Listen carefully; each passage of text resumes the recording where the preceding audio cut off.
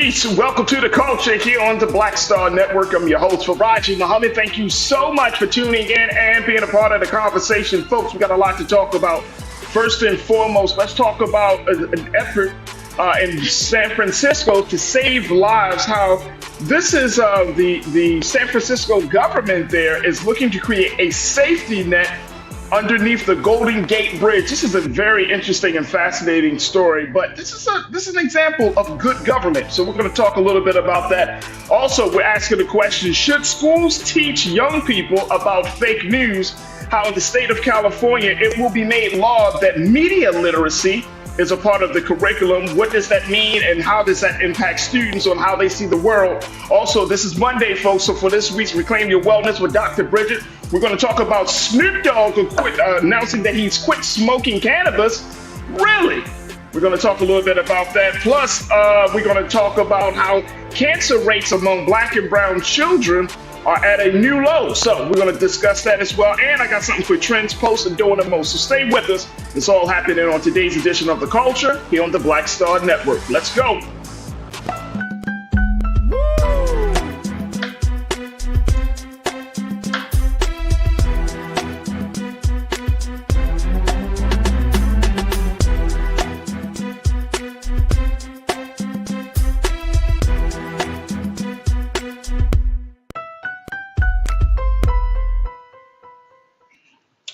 All right, folks, welcome to the culture here on the Black Star Network. I'm your host, Farajii Muhammad. It is Monday, folks, November 20th. Yes, folks, we are brand new. We are broadcasting live from Los Angeles as we have these conversations. And big shout out to all of you who are tuning in from around the country, and more importantly, who are jumping into the chat to be a part of the conversation. There we go. To our illustrious culture crew, thank you, thank you, thank you. Big shout out to all of them. I see who I got. Pastor Damon Blissett, my brother, ABX Girl, H. Renee Nelson, Legendary Girl. I see you, I see you, I see you. Conscious Thought, my brother, I see you. Tiana, hey Tiana, I see you. Yes, yes, yes. Y'all come on into the chat. Come on into the chat. Come on into the chat. As we will have a fantastic show for you. We're going to be kicking off in a moment. But first, let me share with you that we are actually broadcasting on a number of different platforms. So if you're not able to watch us on our home platform, don't worry, but make sure you stop by home first. That's at our website, blackstarnetwork.com, blackstarnetwork.com. Download the app for free. Follow us on social media.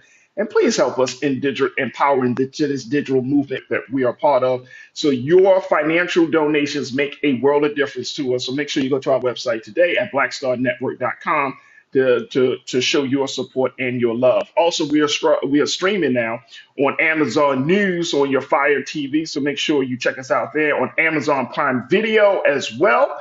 We would love to have you connected with us there on Prime Video app under Live TV The News, or find us at Amazon.com under Prime Video Live TV The News. And we're streaming on Freevee, where you can find us under On Now, then go to News, as well as Plex TV, 24 hours a day, 7 days a week. You can search for Black Star Network or find us under Live TV News, then a News and Opinion. So we appreciate you checking us out on all of those different platforms. Also, we're on social media on our Facebook page, under Roland Martin's Facebook page, and on our YouTube, on Roland Martin's YouTube page. And that's where you could become a part of the illustrious culture crew for the day. All right, folks, let's talk about it. Folks are checking in.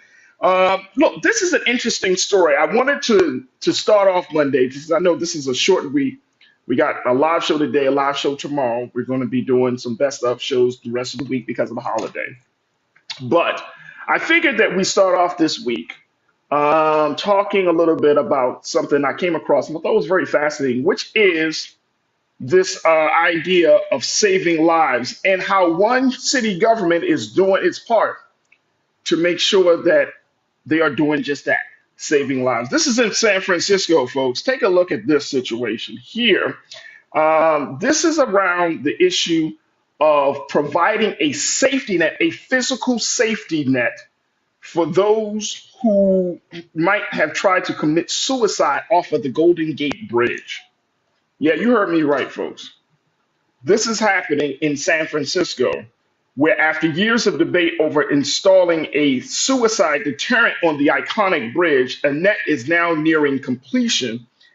In 2018, the Golden Gate Bridge Highway and Transportation District began building a net along the perimeter of the 1.7-mile long bridge. The $217 million project consists of the installation of a stainless steel net 20 feet below the sidewalk on both sides of the bridge, according to Golden Gate Bridge spokesperson Paulo Kusulich Schwartz. The amount of net that we're installing is the equivalent of 7 football fields. This is what he told CNN. 7 football fields. Why are they putting this net, folks? Because they have found that when people get to that dark place of wanting to commit suicide in California, especially in San Francisco, the Golden Gate Bridge becomes that space, that place where they do that. Now, let's not think about, this is also the fact that the Golden Gate Bridge is one of the most iconic landscapes or iconic monuments in the country, right? This bridge was constructed back in 1937. It has become a bridge to connect Californians. But more importantly, the size of the bridge, everything about the bridge has made it legendary and iconic.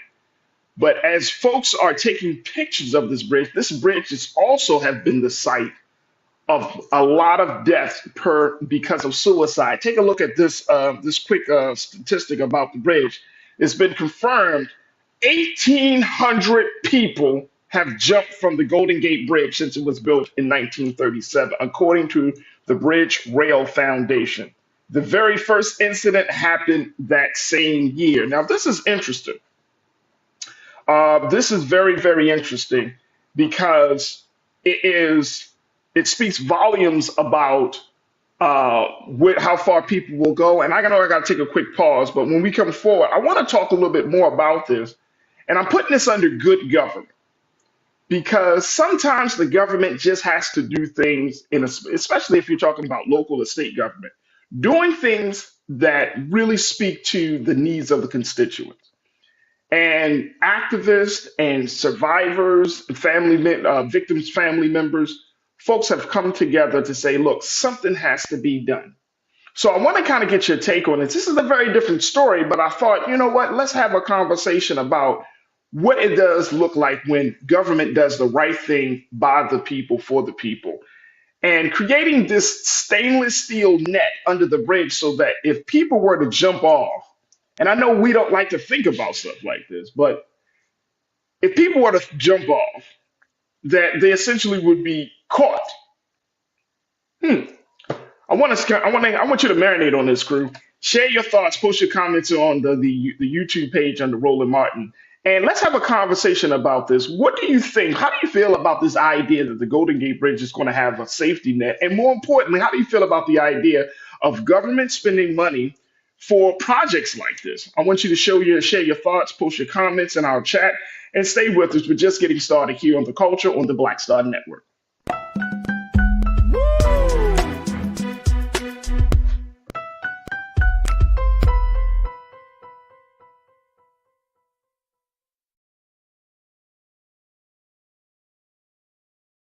When you talk about blackness and what happens in black culture, we're about covering these things that matter to us, speaking to our issues and concerns. This is a genuine people-powered movement. There's a lot of stuff that we're not getting. You get it, and you spread the word. We wish to plead our own cause.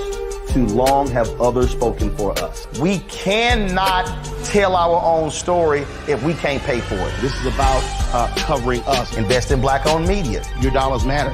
We don't have to keep asking them to cover our stuff. So please support us in what we do, folks.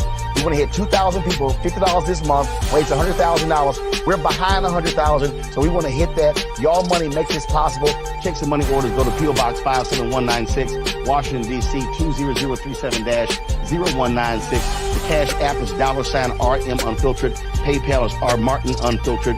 Venmo is RM Unfiltered. Zelle is Roland at RolandSMartin.com.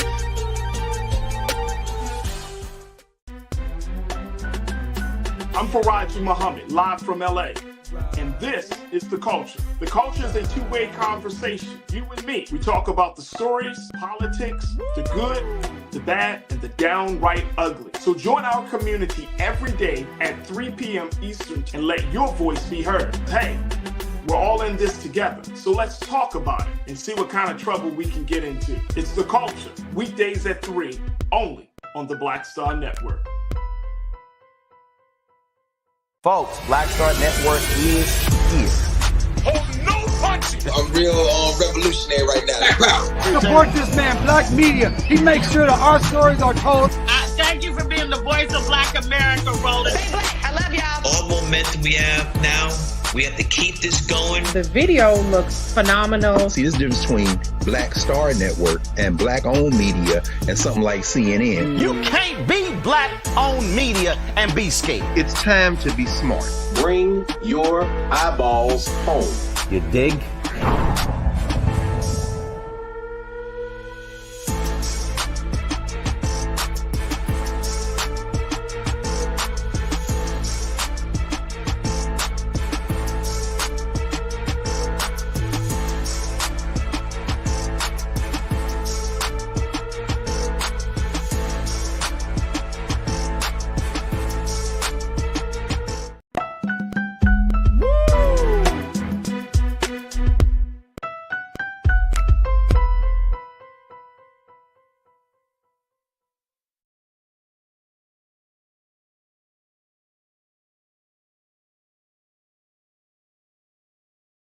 Go.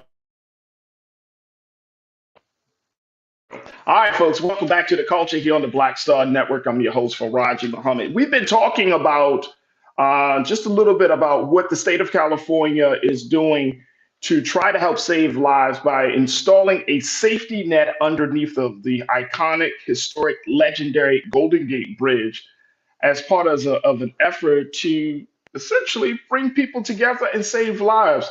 There have been over 1,800 deaths at the hands, at the feet of the bridge as a result of many people taking their lives and jumping off the bridge. However, there have been some folks who actually survived the fall. And the number right now, as it stands, is out of those 1,800 that jumped, 39 actually survived, folks. 39.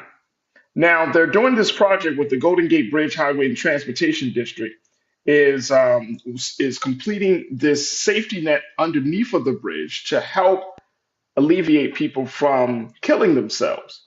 And as a result of that, people are very excited and happy because has been, as some folks would say, a long time coming. It's a $217 million project.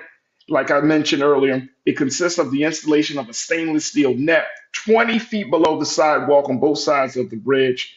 It's 7 football fields long. And according to the Golden Gate Bridge designers, they're saying that they hope that this project will offer many people a second chance of life. So it is something to really, I think this is a form of good government. Now, ABX girl, you checked in, and I'm so happy that you did, because you made the point. Because I'm asking folks, well, what is your take on this? This is one of those things that when government starts to listen to the people, good things can happen. Lives essentially, lives implicitly, lives literally are saved. So that's what happens here. But ABX girls, you mentioned out of the state of New York that they actually have had this type of safety net in New York. You said, quote, New York has that for their bridges for decades. I did not know that. I did not know that. So it's good to hear that that's happening on the East Coast. And now it will be completed here on the West Coast. But I did not know that. And Sean Ryan, you bring up the question that I had. You said, do they still jump in New York? And that's a great question.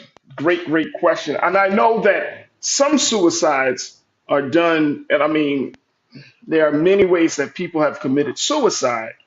But more importantly, how government is responding to this, right?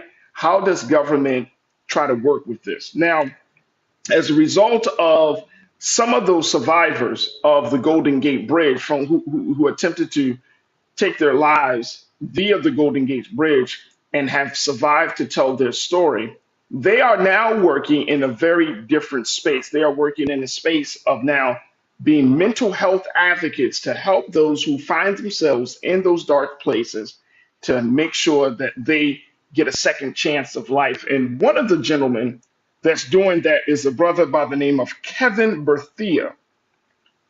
And let's get the other one, the black man.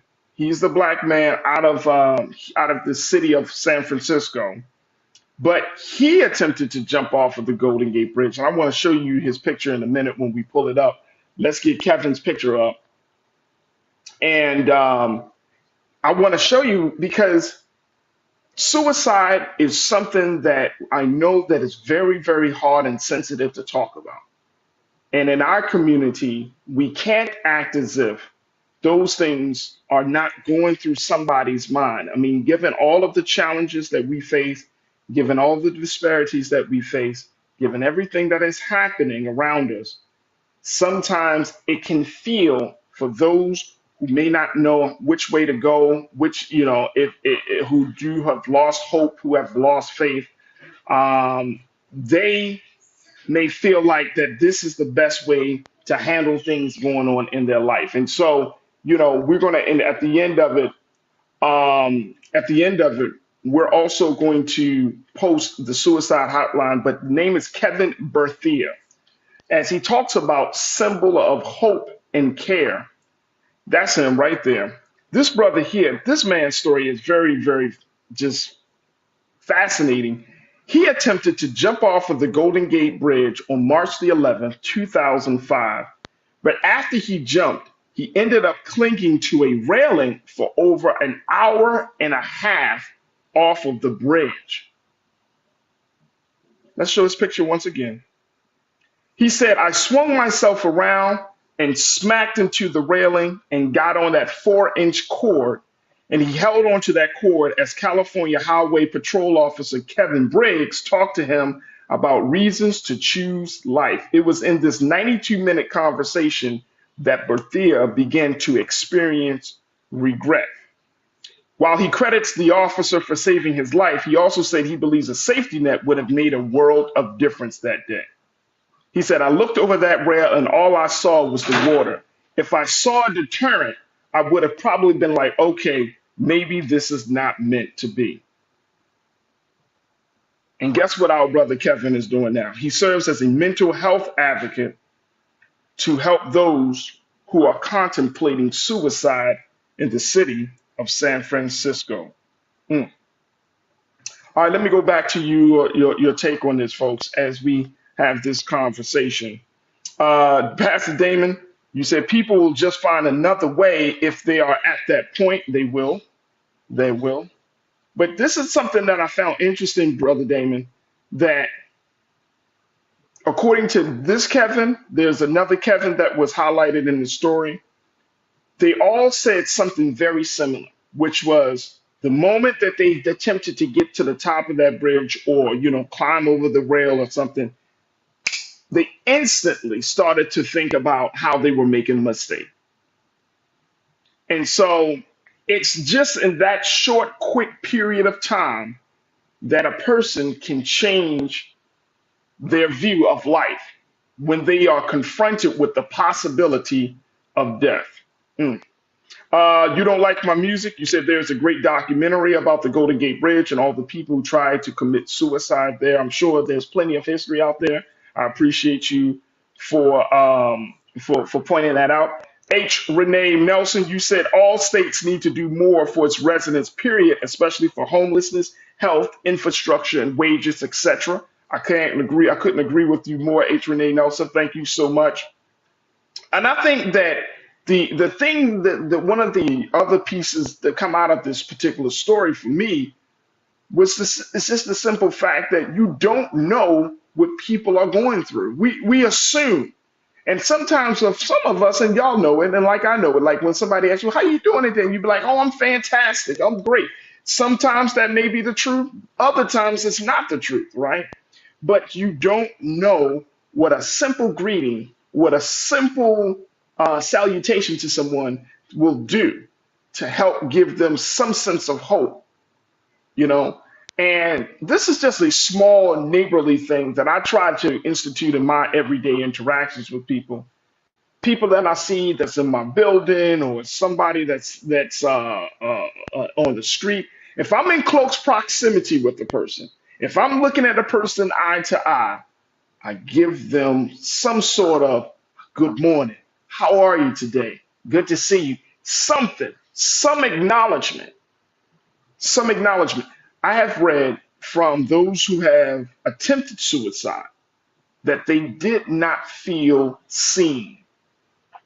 And so I think that it's important that we keep that. Sometimes it's just a small gesture of kindness, of niceness, the small gesture of seeing someone can make a world of difference. Make a world of difference. And so, it's something that I think that we can't forget. And I'm so happy that California is installing something like this. It took them a long time, but they're finally moving forward on it. To be Black Native, you checked in. Welcome to the chat. You said Long Beach, California has a bridge near Terminal Island Prison. Several people have jumped that bridge in the last 100 years. I can believe it. I can believe it. I can certainly believe it. And then, Pastor, you said, Farajii, my message yesterday was, my deliverance is in your mouth. This meaning what you just said, a simple greeting can change a person's life. Absolutely, Pastor. That's a wonderful message. Wonderful message. Wonderful topic to take up in the church. This, you said, my deliverance is in your mouth. Trust me, your mouth can be a world of difference. It can bring life or it can cause death. And so, I think that is absolutely true. Thank you, Pastor, for bringing that to our attention. Look, we got to take another pause, but let's put up the hotline. If you know anyone that is suffering from, suicidal thoughts, or they're feeling like things are not going the way they expected in life, please, folks, have them to call the 988 Suicide and Crisis Hotline. This is a suicide hotline that helps people to understand that even though life might be difficult, and it can be sometimes, it doesn't mean that you need to end your life in any way. So they can call or text the 988, the Suicide and Crisis Hotline. And it's a real easy connection, and it can save someone's life. And folks, we cannot thank you enough to just having the conversation. But if a person is that far deep into the depths of darkness, make sure that you connect them to a professional as soon as possible. But more importantly, if a person is expressing to any one of us that this is that they're really considering this, let's not take it for a joke. Let's not act as if they're just talking. Let's take it for what it is and try to get help to our people as fast as we can. So again, that 9888, you can call or text that 9888 Suicide and Crisis Lifeline, and hopefully a life can be saved today. All right, folks, we got to take another quick pause. When we come forward, I want to talk about something that I did definitely see, which is, this is interesting, how now in the state of California, they're looking to include media literacy in the curriculum for schools in California. I want to get your take on this. Should young people learn about fake news? That's the question that we're posing on the other side. So stay with us. It's The Culture here on the Black Star Network.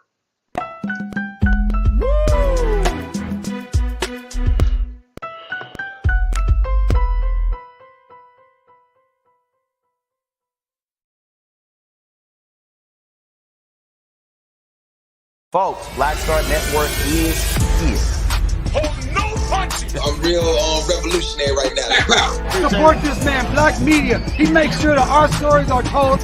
Thank you for being the voice of Black America, Roland. Stay black. I love y'all. All momentum we have now, we have to keep this going. The video looks phenomenal. See, this difference between Black Star Network and Black-owned media and something like CNN. You can't be Black-owned media and be scared. It's time to be smart.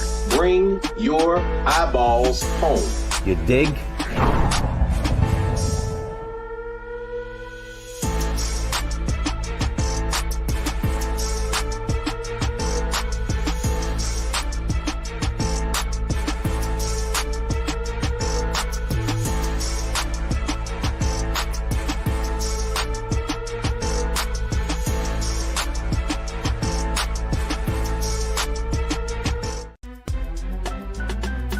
I'm Farajii Muhammad, live from LA. And this is The Culture. The Culture is a two-way conversation. You and me. We talk about the stories, politics, the good, the bad, and the downright ugly. So join our community every day at 3 p.m. Eastern and let your voice be heard. Hey, we're all in this together. So let's talk about it and see what kind of trouble we can get into. It's The Culture. Weekdays at 3, only on the Black Star Network. When you talk about blackness and what happens in black culture, we're about covering these things that matter to us, speaking to our issues and concerns. This is a genuine people-powered movement. There's a lot of stuff that we're not getting. You get it, and you spread the word. We wish to plead our own cause to long have others spoken for us. We cannot tell our own story if we can't pay for it. This is about covering us. Invest in black-owned media. Your dollars matter. We don't have to keep asking them to cover our stuff. So please support us in what we do, folks. We want to hit 2,000 people, $50 this month, raise $100,000. We're behind 100,000, so we want to hit that. Y'all money makes this possible.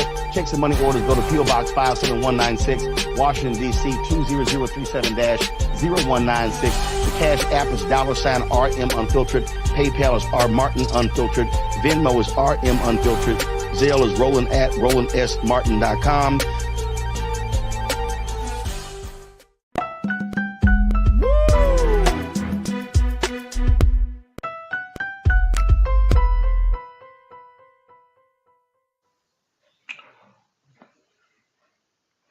All right, folks, welcome back to The Culture here on the Black Star Network. I'm your host, Farajii Muhammad. Let's talk a little bit about something that's happening in California as well.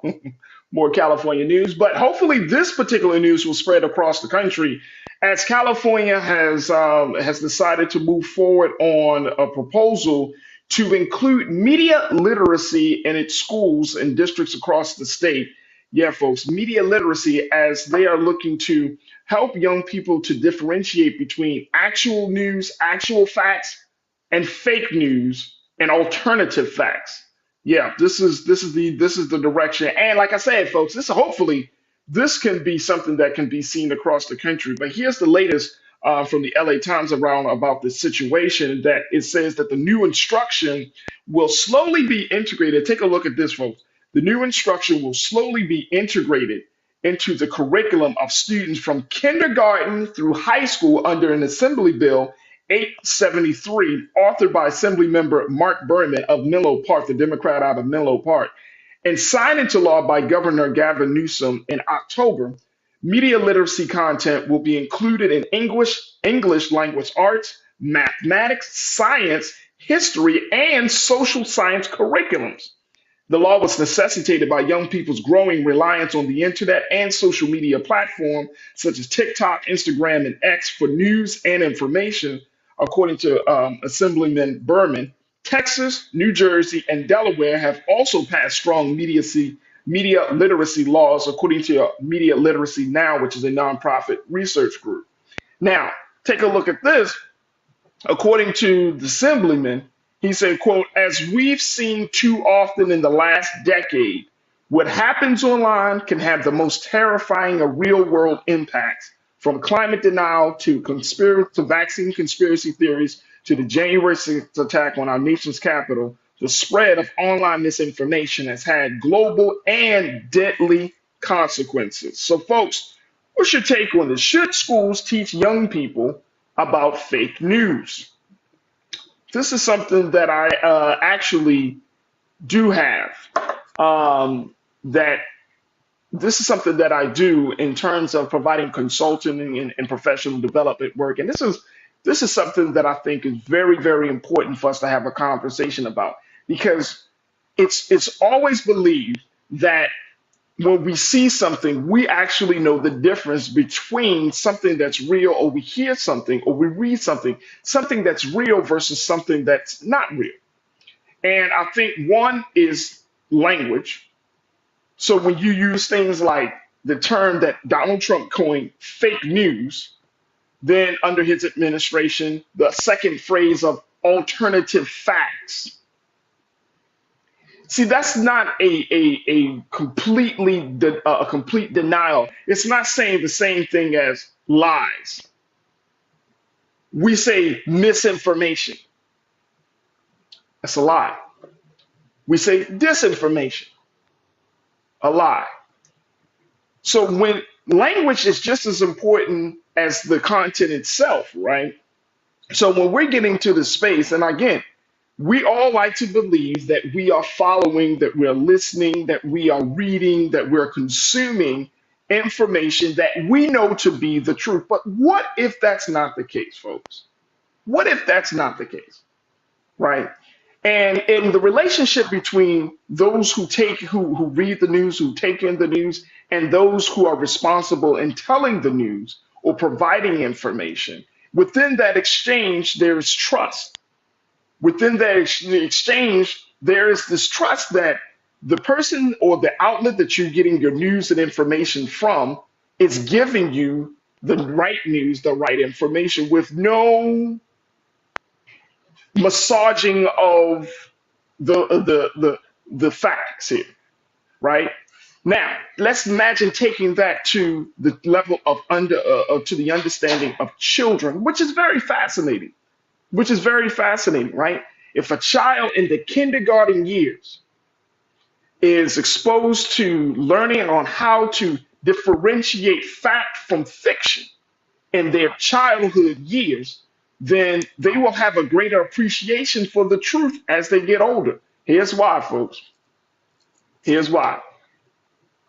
Now, I don't want y'all to be mad at me, crew, but in some of our households, we perpetuate lies about things. It could be what they call the little white small, oh, little white lies. It's nothing. It's not going to do damage. Versus telling the child the truth, right? And it could be something as small. And trust me, I think I shared this with y'all before, right? I remember doing a show in Baltimore when I was on the radio, and I had a conversation, and the show was about why you shouldn't lie to your children about Santa Claus. You would have thought that I said the most heinous things possible because people called up to that station upset that I would even make the suggestion that you should not lie to your children about Santa Claus. That's small. That's a one example thing, right? But now, when children are being exposed to all this stuff online, like these, a lot of online spaces, whether it's YouTube or some other online space, and your child is taking in videos and they're listening to these things, and they might, the YouTuber might say, oh, there are worms in the apple. And then you wonder why your child may not want to eat their apple for lunch or why they don't think the applesauce is good for them. Fake news. Fake news. Let me get your take on this. Let me hear what you have to say about this. And do you think this is a good idea? Should schools teach youth about about the damage of fake news? Let me hear this. Tiz checked in. You said, Tiz, most adults can't discern between what's real or fake or false. Excuse me. That's the truth. And Tiana, you said the same thing. You said that's a damn shame in and of itself. And that's very real. That's very real. That's why on this platform, any type of space where you're receiving news, you should always be the one to ask the question, where's this information coming from? And I strive to make sure that I'm putting out stuff that is verifiable, that we're having contributors to come in this space that's verifiable, because guess what? Fake news, quote unquote, runs so rampant.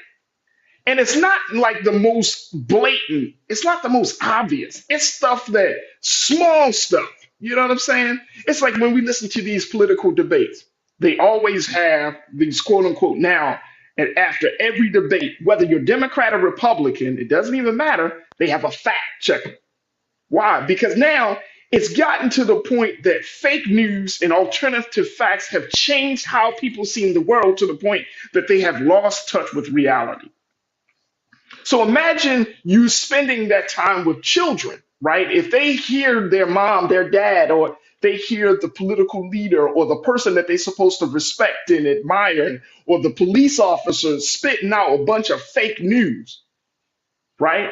Like for example, that stuff sticks. It's like, oh, that myth that more black men are in prison than in college. How long have we been hearing about that? Is that true? No, that's not true. But it's something that we have held on to as part of our culture, and we have even believed to some degree, right? So when you have this type of alternative facts, fake news, it can create a lot of damage, a lot of damage. Carolyn, you said, I like the idea. Overall, critical skills are vital. Teaching them how and by what measure you can determine the truth. My son learned this skill using a book called The Thinking Book. I'd like to hear more about this book, Carolyn. Post your comment and share with us what more of this thinking book, because that sounds good. But you're absolutely right. Learning, teaching a child to not take things for face value, even as parents, right? And I'm not saying, sometimes, and here's another little thing. We were always told, especially when it comes to children, that you just listen to what we say, right? That you tell the child to take what you say for face value. And some of us are still scarred when we asked questions to our parents, they looked at us real strange. They looked at us very crazy. They looked at us as if we said something wrong, right? They said, well, who are you to question me? But in this day and time, folks, guess what? Children Children who are much more advanced in their thinking, who are exposed to more technology, who are culturally in a different space, they are going to question us. And it's interesting that, like my father's school of thought, you don't question an adult. A child shouldn't question adults. But now for new age, for new generation parents, I welcome it. I want you to ask certain questions, not all the time. But I do want you to ask questions because I want to sharpen your critical thinking skills. All right, let's do this one more time and then we're going to take another pause. H. Renee Nelson, you said some people, adults, still decide to believe that fake news, even when they have been provided with proof. It's crazy and very frustrating for the person trying to help them see the light. Absolutely. When you are in a state of, I got a little joke. Oh, okay. What's your address in the state of denial? Some of us we just love living in the state of denial. We got the driveway, we got the picket fence, we got the dog, we cut the grass on every weekend. What is your address in the state of denial? Because you gone, man. You are gone. But again, we are also living in a time. This is interesting, right? And I hope that we'll certainly have more conversation about this. But we're interested. The interesting part is that even in media blends the truth with reality. Here's a very simple case in point. You ever gone to a movie? And I just saw this recently, and I think I was watching Mission Impossible or something.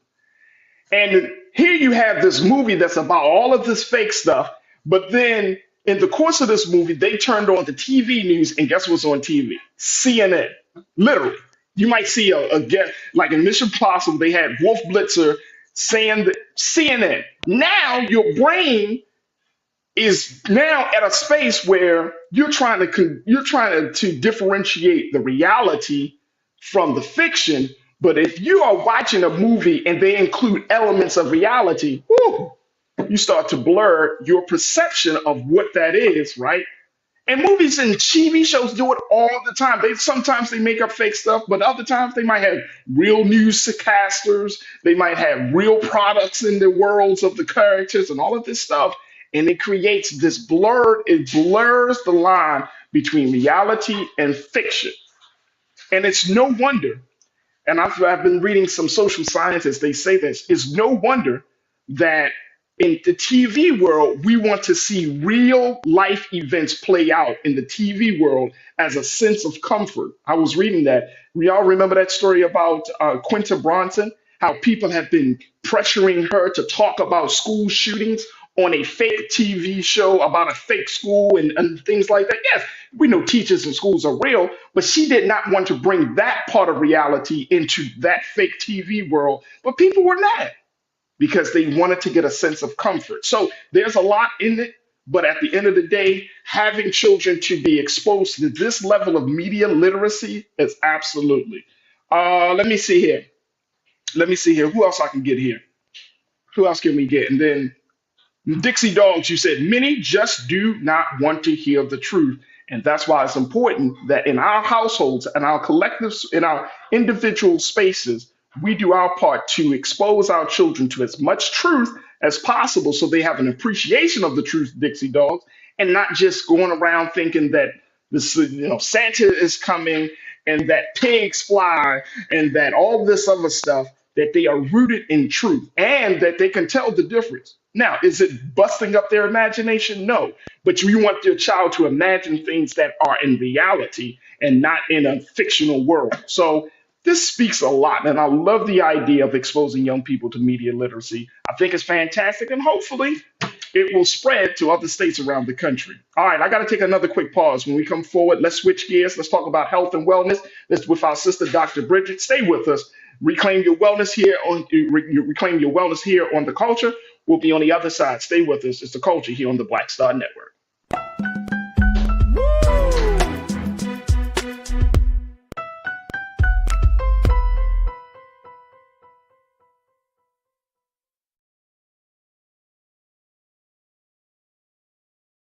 Pull up a chair, take your seat. The Black Tape with me, Dr. Greg Carr, here on the Black Star Network.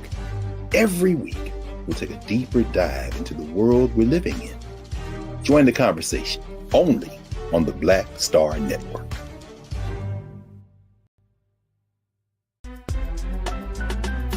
I'm Farajii Muhammad, live from LA. And this is The Culture. The Culture is a two-way conversation. You and me. We talk about the stories, politics, the good, the bad, and the downright ugly. So join our community every day at 3 p.m. Eastern and let your voice be heard. Hey, we're all in this together. So let's talk about it and see what kind of trouble we can get into. It's The Culture, weekdays at 3, only on the Black Star Network. When you talk about blackness and what happens in black culture, we're about covering these things that matter to us, speaking to our issues and concerns. This is a genuine people-powered movement. There's a lot of stuff that we're not getting. You get it, and you spread the word. We wish to plead our own cause. Too long have others spoken for us. We cannot tell our own story if we can't pay for it. This is about covering us. Invest in black-owned media. Your dollars matter. We don't have to keep asking them to cover our stuff. So please support us in what we do, folks. We want to hit 2,000 people, $50 this month, raise $100,000. We're behind 100,000, so we want to hit that. Y'all money makes this possible.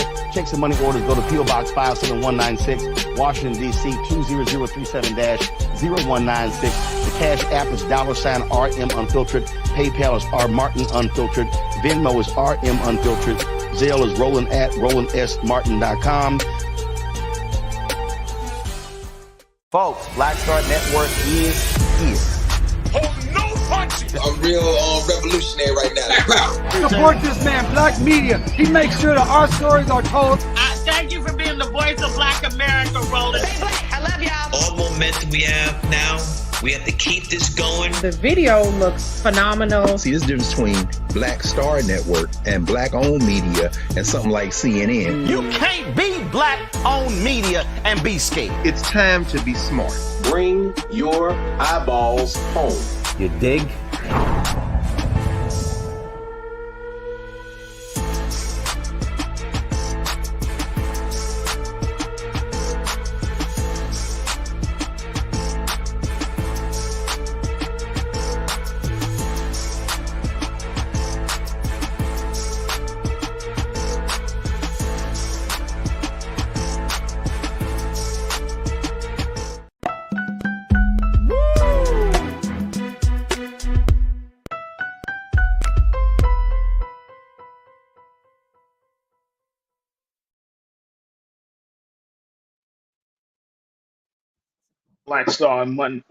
Black Star Network. It is Monday, and so it is time for us to check in with our resident doctor and expert, Dr. Bridget Cole Williams, for this week's Reclaim Your Wellness. Let's go.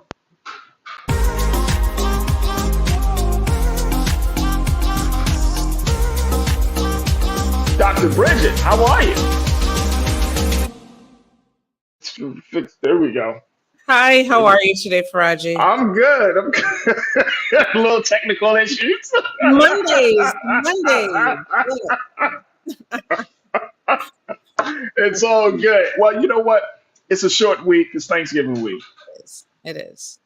So, you know how it goes. Sometimes your brain just gets in its space. You're like, you know what? It's Thanksgiving week. You already on Thursday sitting in front of the plate.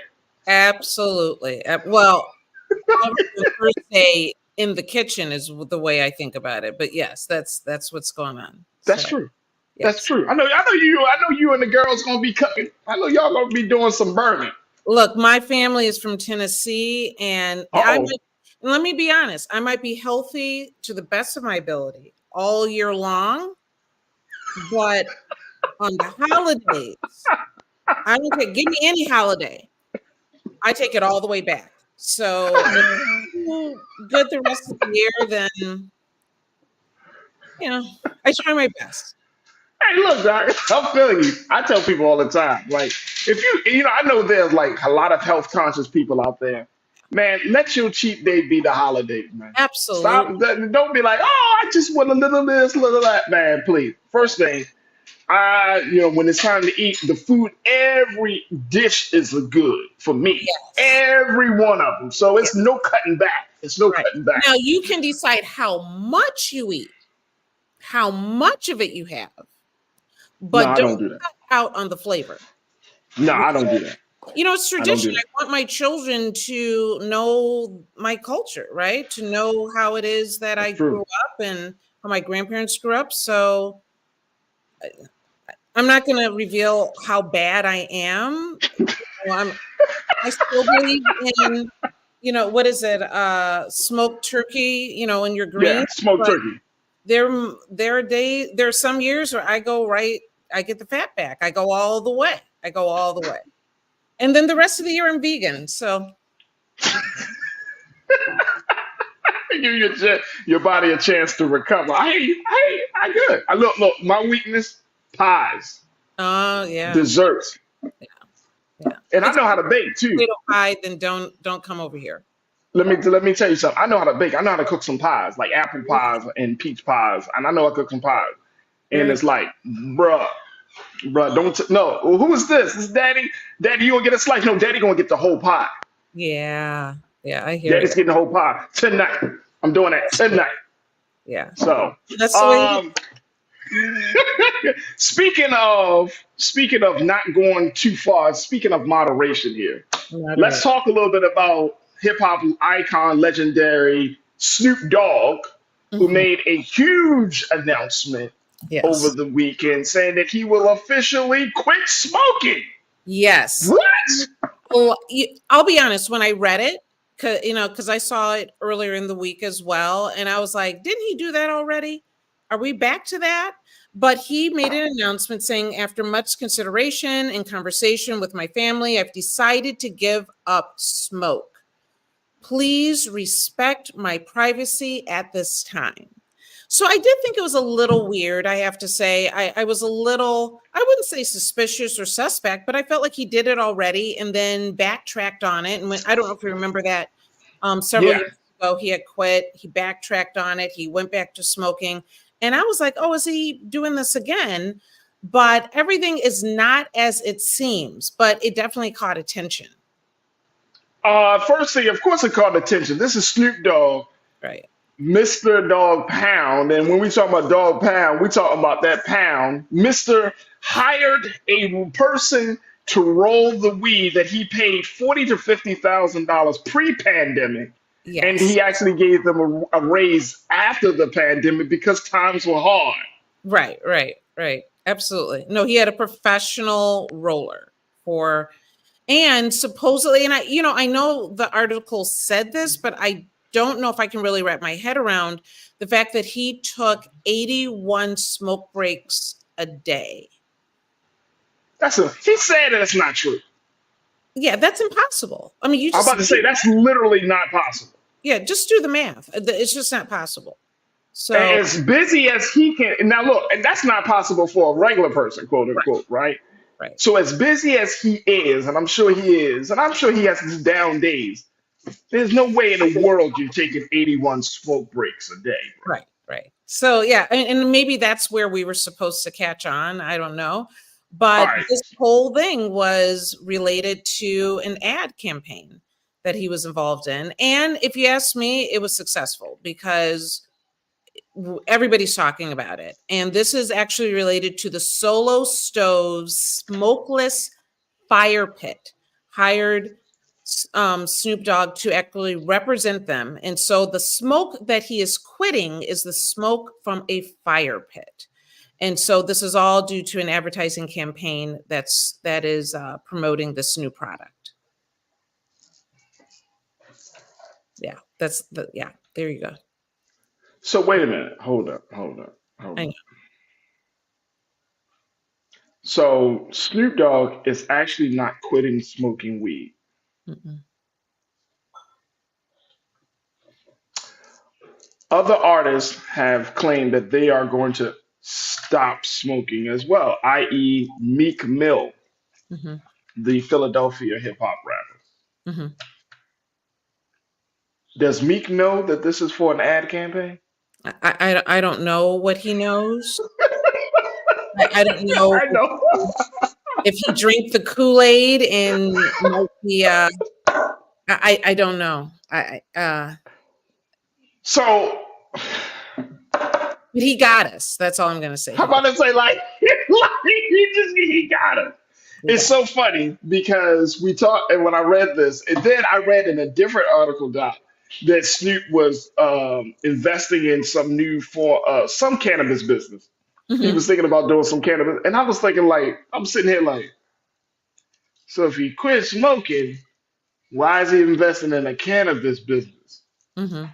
Yeah. And he owns one of the co-founders of Mary Jane, which is a a online publication and news information around the cannabis industry, which publishes books and information for people all the time. So yeah, no, this was a very well put together ad campaign. At least they didn't let it go on for too long, which Well, is I hope not, because and here's what You Don't Like My Music said. He said that's highly insulting to people struggling with addiction. Would you agree with that? Do you feel like that's playing with, for lack of, pardon the pun, that's playing with fire? I can definitely see why he would say that because we do. First of all, if we didn't realize how much we pay attention to him, clearly people pay attention. They question their own use. Should I jump on the bandwagon? If Snoop can quit, anybody can quit. And to then turn around and it's an ad campaign, I feel like par for the course, that's good advertising, but I think it could be disappointing for some that were utilizing this as an opportunity to kind of maybe change their own habits. But if it had gone on a lot longer, I think I would have felt the same way that he played a game on people. But I don't know when the campaign started, but it was short lived.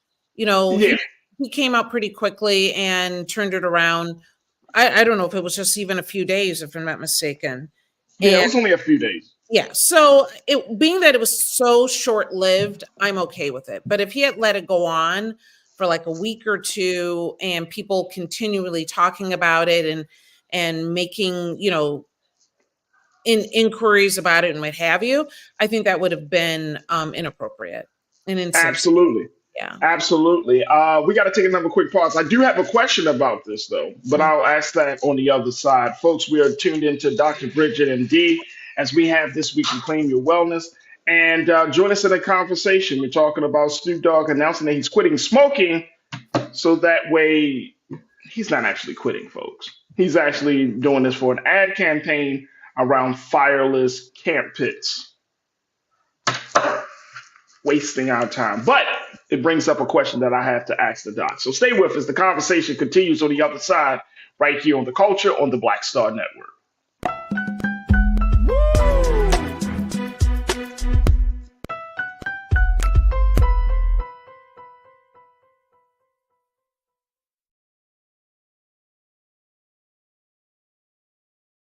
Black Star Network is here. Oh, no punch! I'm real revolutionary right now. Thank you for being the voice of Black America. All momentum we have now, we have to keep this going. The video looks phenomenal. See, there's a difference between Black Star Network and black-owned media and something like CNN. You can't be black-owned media and be scared. It's time to be smart. Bring your eyeballs home. You dig? When you talk about blackness and what happens in black culture, we're about covering these things that matter to us, speaking to our issues and concerns. This is a genuine people-powered movement. There's a lot of stuff that we're not getting. You get it, and you spread the word. We wish to plead our own cause. Too long have others spoken for us. We cannot tell our own story if we can't pay for it. This is about covering us. Invest in black-owned media. Your dollars matter. We don't have to keep asking them to cover our stuff. So please support us in what we do, folks. We want to hit 2,000 people, $50 this month, raise $100,000. We're behind 100,000, so we want to hit that. Y'all money makes this possible. Checks and money orders go to P.O. Box 57196, Washington, D.C. 20037-0196. The Cash App is $RM Unfiltered. PayPal is R Martin Unfiltered. Venmo is RM Unfiltered. Zelle is Roland at RolandSMartin.com.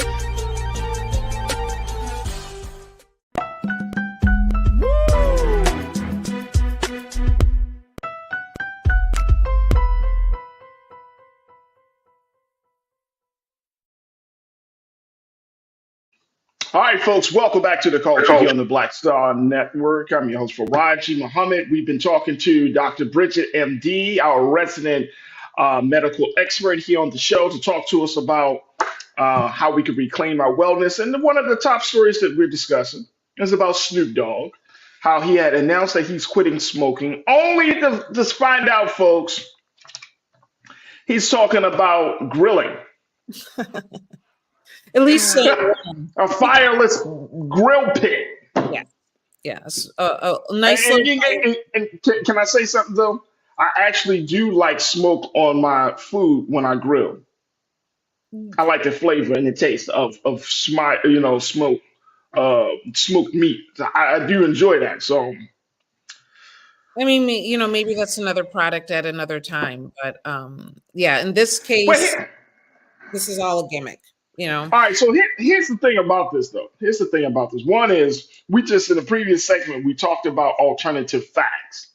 Mm-hmm. Is this a form of alternative facts? Like, did he lie? Like, is this okay to do? Because, like I said, other artists, they kind of jumped on, Meek Mill. I know another R&B artist was talking about it. She said, I think her name is LaCroix. Mm-hmm. But she talked about doing the same thing. But I think they were actually believing him because he's a person that we can trust and a person that, all of this stuff. But now it's like, now you're just doing this for a little money, like a paycheck. For a paycheck. And I mean, I get it, but it does speak volumes about the fact that your whole credibility, everybody knows that you're like a huge advocate of cannabis smoking. Mm-hmm. Like the industry on the West Coast is probably built on the fact that Snoop Dogg has put this thing out there that he is this guy. Now, I might be wrong, but is that the case when people see Snoop Dogg? Do they feel like he is like upholding some part of the industry here on the West Coast or even around the country? I think around the country. I mean, he had his own brand at one point, and this is, like I said, there's certain symbols in hip hop culture that we pay attention to, and whether we like it or not, right? Back in the 90s, it was the, malt liquor that, and he pushes that too. Right. And then now cannabis is a big part of what we connect with the hip hop culture. And so, like I said, at one point he did quit, and it was a big to do at that time. People were really looking, wait, if Snoop's not smoking, then what does that say about me? Right. Like everyone was, looking at themselves and looking at what he was doing. And eventually he came back around to it. Then I think he became, at that point, he went to more of a Rastafarian experience, and then became Snoop Lion for a minute, if I'm not mistaken. And Yeah. then, so I don't know if it's alternative facts, but I do think in one of his statements, he does bring up something that's interesting. And at one point, he says, Snoop, um, smoke is kind of your thing, but I'm done with it. Done with the coughing and my clothes smelling all sticky with done with the confident with my clothes smelling all sticky icky. I think that's basically what he said. And so my question comes back to, and this came back to me as well during a podcast I was doing in New York, because the mayor there said that basically the entire state smells like weed all the time, right? Mm. And this is before recreational really hit hard, which, they're still struggling through their process right now. But the question is that there are aspects of smoking specifically that go along with it. There is, a fair amount of coughing, that there is, a smell to it. And I've said different things at different times, but people do have to look to see how do they feel about that specifically. I think even on the last show or maybe the show beforehand, that I've never advocated smoking and combustion, right? That they're, in a perfect world, you should only be breathing fresh, clean air. And if you find that space, let me know, because I'll move there too, meaning that, it's not something that is a true reality in particularly urban settings. If you're around an industrial aspect of the world, then you're going to have that is definitely not as clean as it should be. But it does make you take a step back, real or fake with Snoop. How do you feel about cannabis smoking? Right. And is that something that you feel like you should or should not partake in? And, I had a friend of mine the other day say that, there was a point where she was smoking all of the time and was going to work. And she's like, I must have smelled like cannabis all the time. No one ever said anything to her directly. But is that an issue for people? Is that the new norm for people? Right. But And all cannabis doesn't smell the same. what's that? I'm sorry. No, I was just saying, like, all cannabis doesn't smell the same. No, but they're all, once it's combust, it can be, Yeah. there's a scent, right? Gotcha. If you're vaping, you aren't really getting a lot of that. You really have to know vaping well to be able to pick up on it. And it doesn't stick the way that combustion does, right? And of course, if you're doing everything else, gummies and edibles and tinctures, you don't deal with that at all. And so the question really comes down to, how do you feel about it?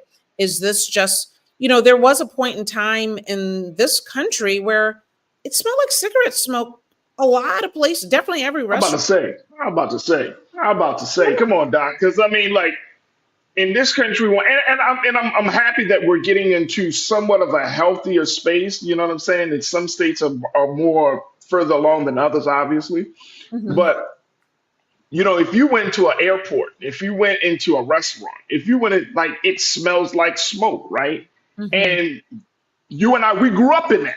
Mhm. In the 80s, in the 90s. I mean, that was just like a common thing. That wasn't even like, we didn't even think of like a place with no smoke. I remember when that law came down and it was just like a revolution had kicked off. You know Absolutely. what I'm saying? Like, people were like, you remember the questions people asked, like, where am I supposed to smoke at? And it's like, Absolutely. outside your door. Just go right outside and smoke. Yeah. So it's a big thing. But here's the thing, and it made me, as I'm listening to you, it made me think about the cultural implications, not just the business side. The cultural implications of smoking is a part of the hip hop culture. We know that. And I remember when Snoop made this announcement just a few days ago, right? Before everybody knew it was part of an ad campaign. One of my homeboys is an artist, D1.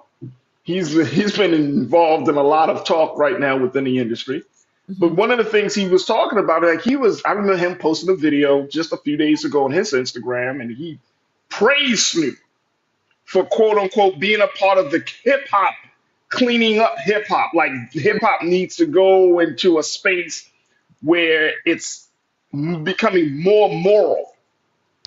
right? Related That to drug. this campaign? Was it directly? No, that's the funny part. That's the part, not like just like a lot of us, we were thinking, oh, did he talking about for real, like stopping this quick can before we even knew about this campaign.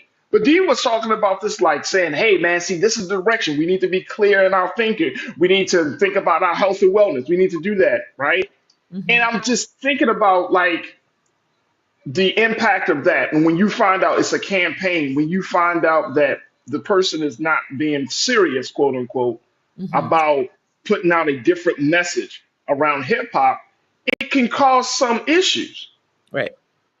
It can cause some issues because some people believe that part of the hip hop issues, along with the misogyny, along with the glorification of violence, is that it's just essentially not healthy.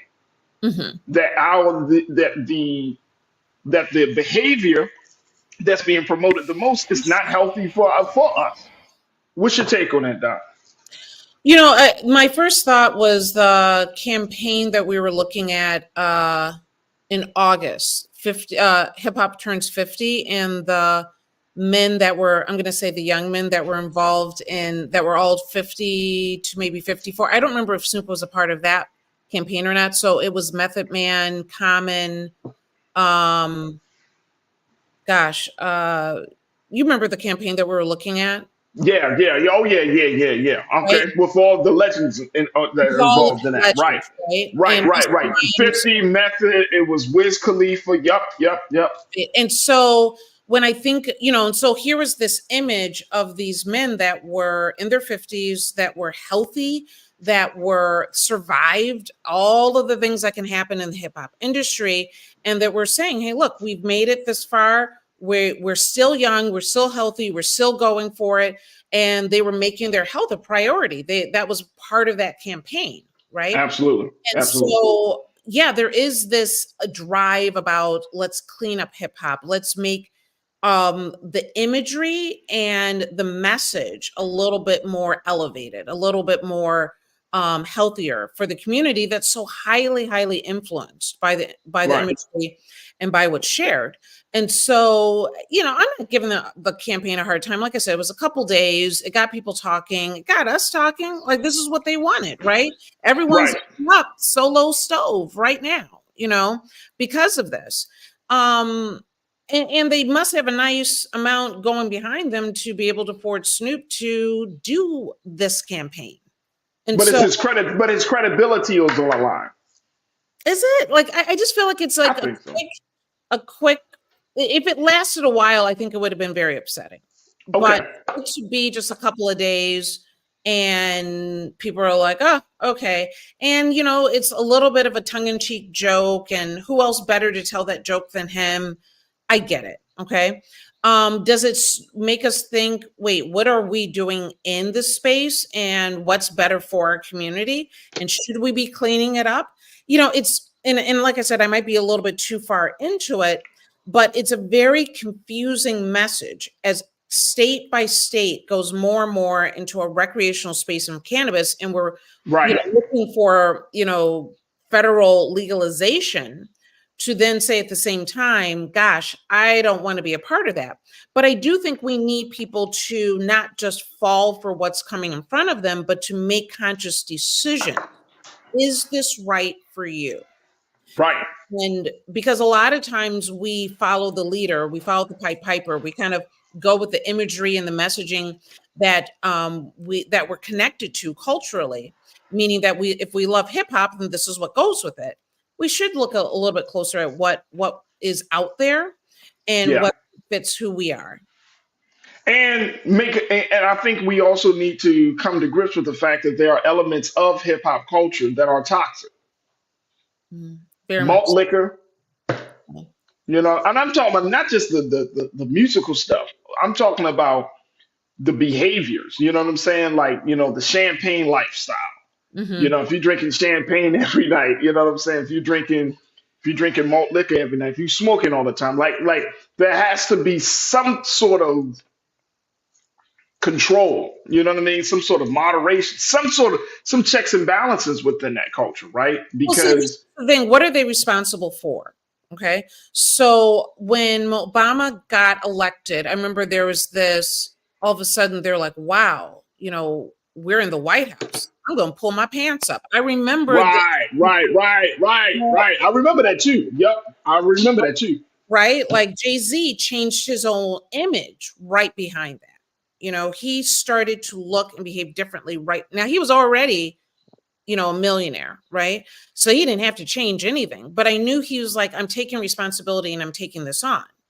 There have been times where we say, wait, let's look at ourselves differently. Let's look at the messaging that we're putting out, because how do we want to be? At the same time, the music industry is an extreme industry. It sets these images that are far beyond the average person's lifestyle, even far beyond the guy that's recording the song is not necessarily living the lifestyle that he's talking about because he hasn't made any money yet. You see what I'm saying? But this is the imagery that we create. Back in the 80s, it was, metal, hard rock.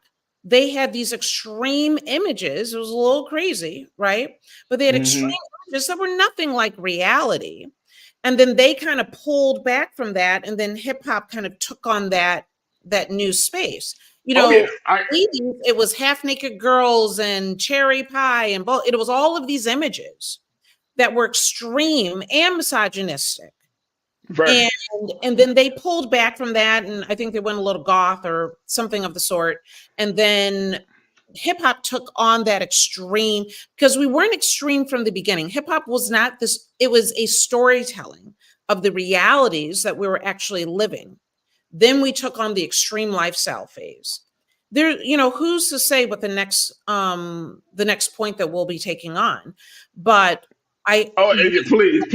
Hey, Doc, so you're going to have us talking about some real stuff. Like, I got to take a quick pause. When we come forward, we're going to continue our conversation, because if you're talking about extreme stuff, to your point, Doc, very quickly, you talked about rock and roll. Like there is the phrase that's coined: sex, drugs, and rock and roll.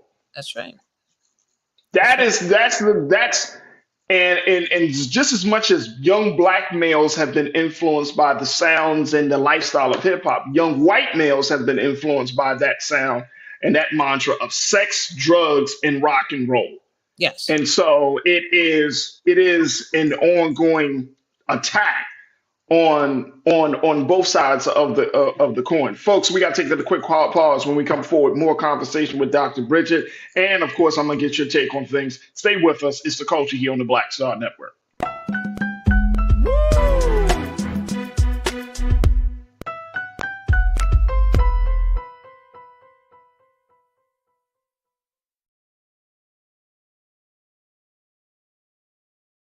When you talk about blackness and what happens in black culture, we're about covering these things that matter to us, speaking to our issues and concerns. This is a genuine people-powered movement. There's a lot of stuff that we're not getting. You get it, and you spread the word. We wish to plead our own cause. Too long have others spoken for us. We cannot tell our own story if we can't pay for it. This is about covering us. Invest in black-owned media. Your dollars matter. We don't have to keep asking them to cover our stuff. So please support us in what we do, folks. We want to hit 2,000 people, $50 this month, raise $100,000. We're behind 100,000, so we want to hit that. Y'all money makes this possible. Check some money orders. Go to P.O. Box 57196, Washington, D.C. 20037-0196. The Cash App is $RM Unfiltered. PayPal is R Martin Unfiltered. Venmo is RM Unfiltered. Zelle is Roland at RolandSMartin.com.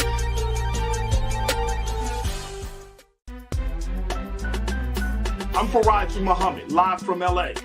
And this is The Culture. The Culture is a two-way conversation. You and me. We talk about the stories, politics, the good, the bad, and the downright ugly. So join our community every day at 3 p.m. Eastern and let your voice be heard. Hey, we're all in this together. So let's talk about it and see what kind of trouble we can get into. It's The Culture. Weekdays at 3, only on the Black Star Network. Folks, Black Star Network is here. Oh, no, I'm real revolutionary right now. Support this man, Black Media. He makes sure that our stories are told. Thank you for being the voice of Black America, Roland. Stay black. I love y'all. All momentum we have now, we have to keep this going. The video looks phenomenal. See, this difference between Black Star Network and Black-owned media and something like CNN. You can't be Black-owned media and be scared. It's time to be smart. Bring your eyeballs home. You dig?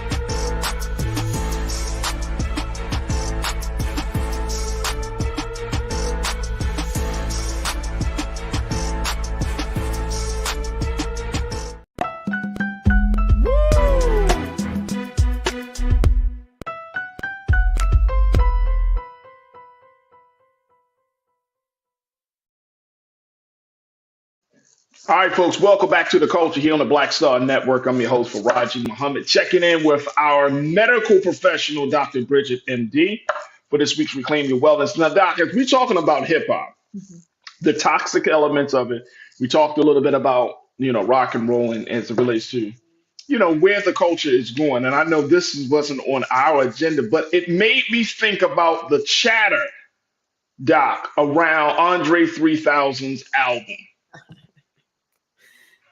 Yeah.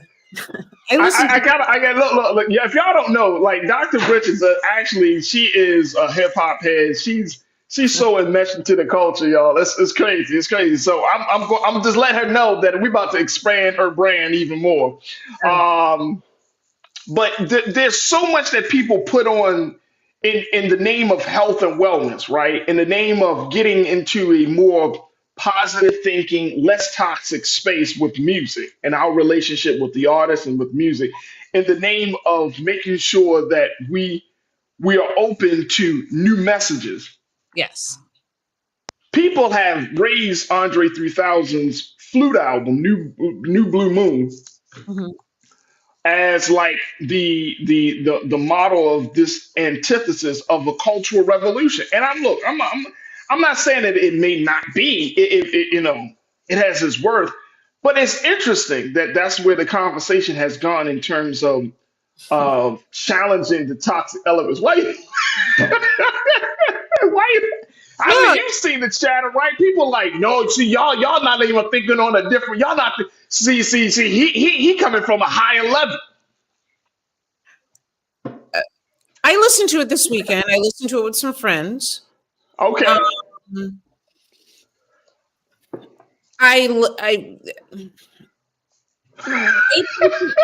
wait. I appreciated it. I love the fact that he was sharing another side of himself. I feel like he has been missed greatly in the industry, in the music. As I sat there and listened to it for a while, I literally said out loud, this is going to win some Grammy or something, right? Like, because it was so different and so different than what we expected. Now, and is it different because he's a hip hop artist?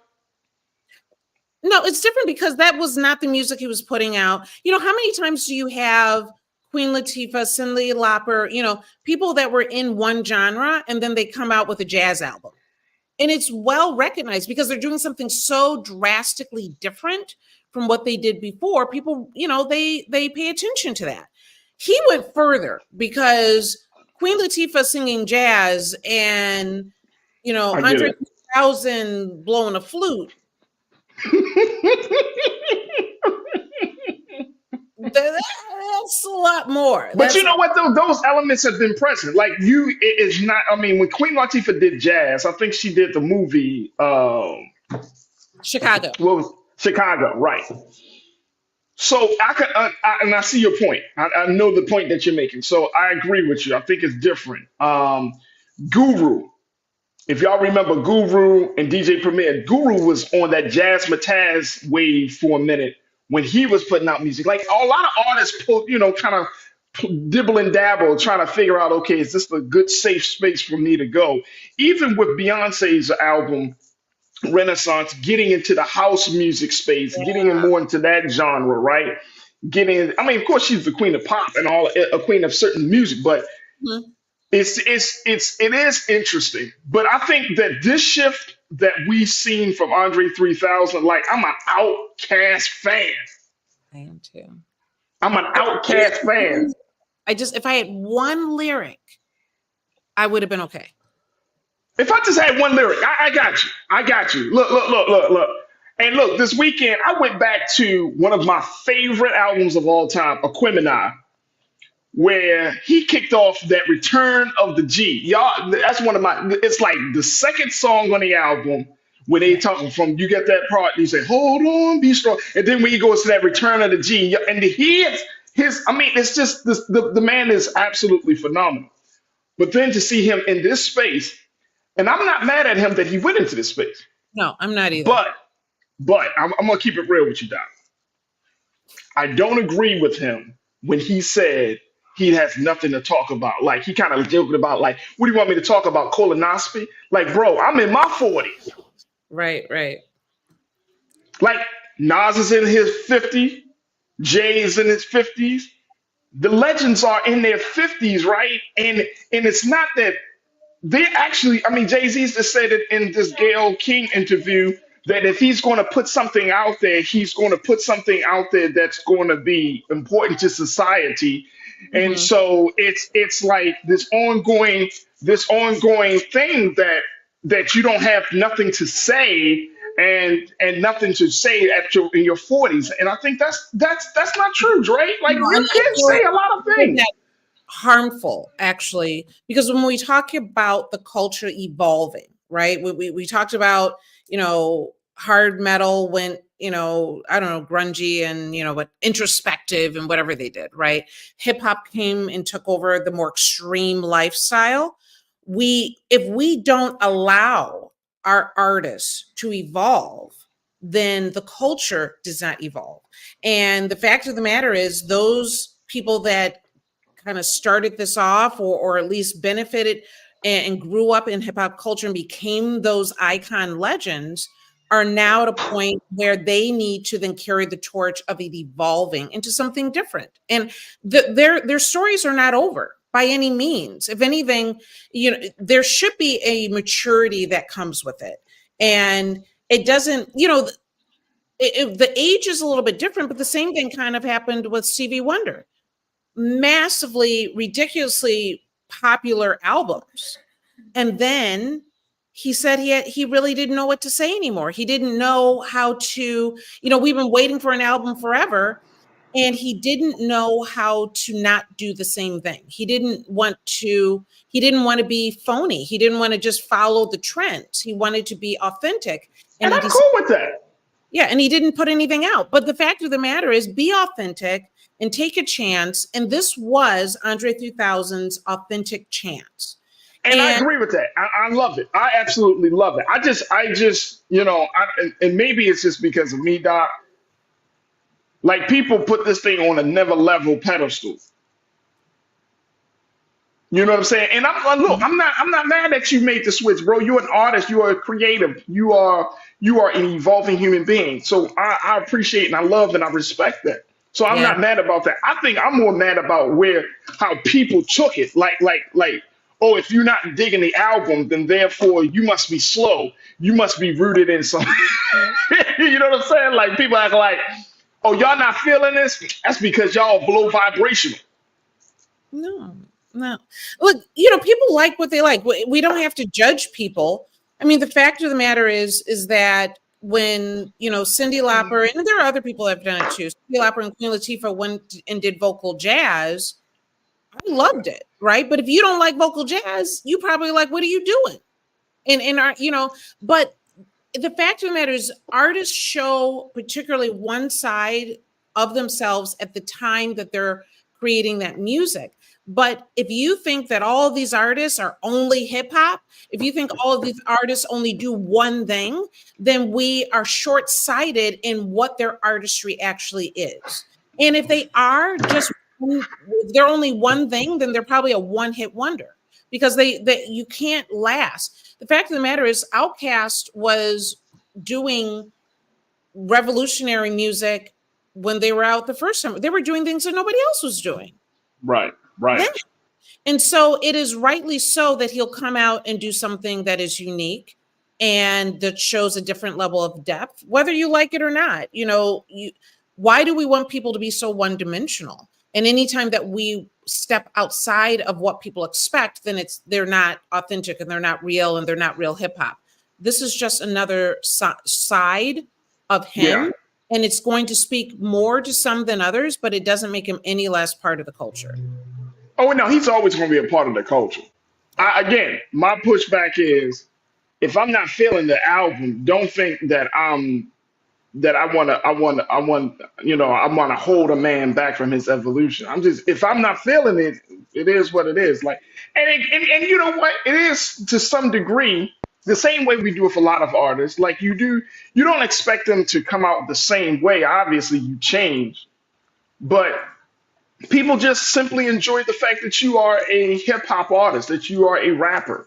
And it's okay. It shouldn't be frowned upon. You know but what I'm saying? Always let Madonna evolve. She would come out. How many lives has that cat lived?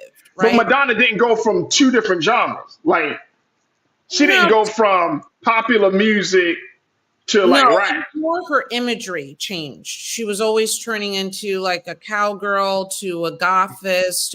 I get that. Now I get that. Right? But we always left room for that. And the fact of the matter is, and I do have an issue with this, the way that some of these white rappers evolve, sometimes I have an issue because I feel like it's they were exploitative of Black culture, right? Yeah. So when you have Kid Rock going from, people love, Kid Rock, and he was this incredible rapper and they loved his story and everything. And now he's, oh God, he's terrible. I don't know what to say about him. But he is this right-wing, country, Black folks hating. I'm not saying he hate because I don't know anything. Look, I'm not going there. But the type of people that he attracts now are not the type of people that have a true appreciation for Black culture, right? And even though he appropriated Black culture to get to his rise to fame. Yeah, I don't like that. So I have more of an issue with that than anything else. Yeah. Tiana checked in and she said the hype around the album of Andre 3000 reminds me of Pootie Tang singing, but not singing. Let me say this. If he had one lyric or if he did spoken word, you can't tell me he's not thinking and has words to say. He even did a spoken word over that. That's what I'm saying. I think that would have been interesting. At least not for the whole album, but maybe for, a song or two, a little spoken word would have been okay with me. But Lauryn Hill, I got you. When Lauryn Hill had that, and I know we got to take a final pause, but when Lauryn Hill, after her hiatus, and I think she dropped that MTV Unplugged album. Now, was that a complete studio album? No, blah, blah, blah. No, it didn't have all of that, but there was this level of authenticity, and we still got the Lauryn Hill that we love, right? And that was what we held on to. You know what I'm saying? It wasn't a miseducation, but there was some different spaces she was taking us there, right? And so she was mentally at the time, right? This is the fact of the matter is, I suspect this. I'm hoping this motivates him to just do more. I hope it doesn't discourage him in any way. Because he said he's been missed. And, he did what his heart felt at the time. Just like you said, Lauryn Hill was doing what she felt at the time. And I hope we support it. I hope we, grow with it. And if you don't like it, that's okay. Don't make people feel bad if you're not feeling. I mean, we don't have to like it. You don't have to like it, Tiz. You said same here. If I'm not feeling the music, it is what it is. It is what it is. You're creative. You put in the art. If you say, "Oh, I'm going in this direction," and guess what? And some of us is like, "Nah, bro, we're not following you there." Then okay. Now you could get mad and be like, "Oh man, y'all not elevated and enlightened." You could be that odd type of artist, right? Or you can be honest and just be like, all right, cool, I tried that, I dipped out. Let me bring back my man Big Boy, who happened to perform in Baltimore at the Ravens game while the album was dropping. So I get it. I get it. Nobody's messing with a person's evolution. People do evolve, and I agree with that. But we may not all just agree with the expression of that evolution, and that's okay. Just don't make me feel like I gotta listen to flute music. If it wins a Grammy, you heard it here first. So It's going to win the Grammy, and I bet you none of us. I can't say that. I love Andre 3000, one of my favorites. Love him. I can't remember the song title is so long. yeah, no, he's done great work, and He gonna come back. That's my guy. All right, we gotta take a quick pause. When we come back, more final remarks. Stay with us. It's the culture here on the Black Star Network.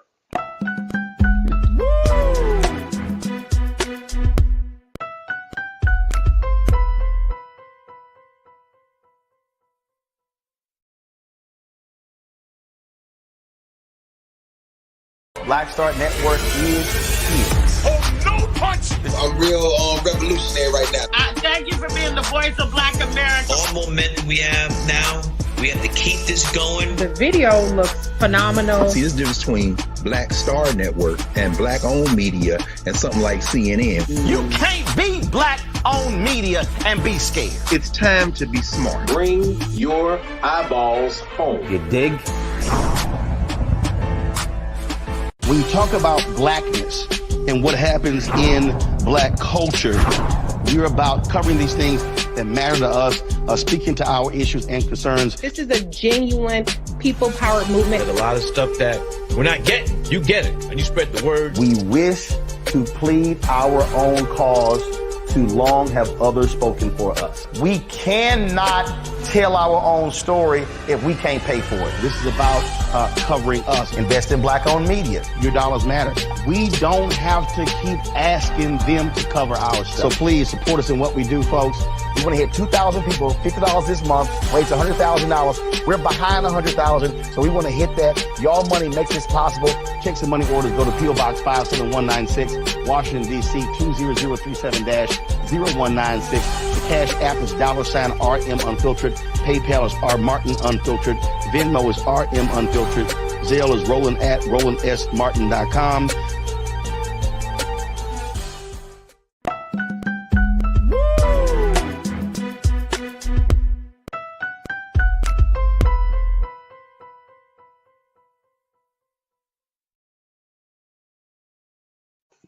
All right, folks, welcome back to the culture here on the Black Star Network.